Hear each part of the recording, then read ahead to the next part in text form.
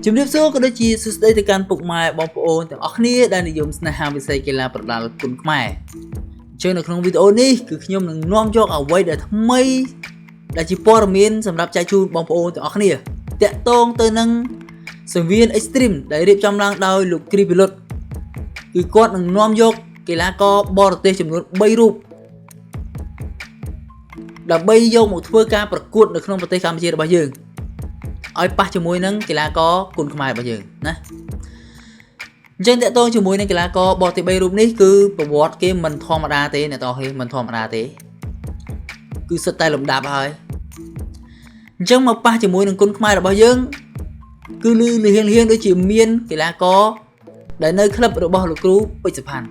ហើយក៏ជាក្រោះពេជ្ររបស់លោកគ្រូពេជ្រសុផាន់ផងដែរមានដូចជាកីឡាករពេជ្រសម្បត្តិកីឡាករពេជ្រសង្ហៈហើយនឹងពេជ្រអាទិទេព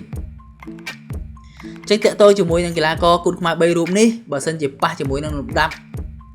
បរទេស3រូបនេះដែរគឺដឹងតែផ្អើលហើយអ្នកនរគ្នាដឹងល្អមើលដឹងតែល្អមើលខ្លាំងមែនទែនអញ្ចឹងតើតើជាមួយនឹងសង្វៀន Extreme ឲ្យតែរៀបចំឡើងគឺមិនធ្វើឲ្យបងប្អូនទាំងអស់គ្នាខកបំណងទេណាមិនឲ្យខកបំណងទេតែនេះថាអ្នកដែលចូលមើលហើយមិនចង់ចេញមកវិញហើយក៏មិនចង់ឲ្យចប់ទឹកដែរជាក់ស្ដែងខ្ញុំបានតែមើលផ្ទាល់គឺញាក់សាច់តែម្ដងឲ្យតែការរៀបចំរបស់លោកគ្រីពីលុតនៅសង្វៀន Extreme ដឹងតែញាក់សាច់មិនសរសើរមិនបានគាត់បកាយចាប់គូបកាយរើសហើយរើសកីឡាករដែលមកប្រកួតគឺមិនឲ្យបងប្អូនខកចិត្តគឺដឹងតែវាយ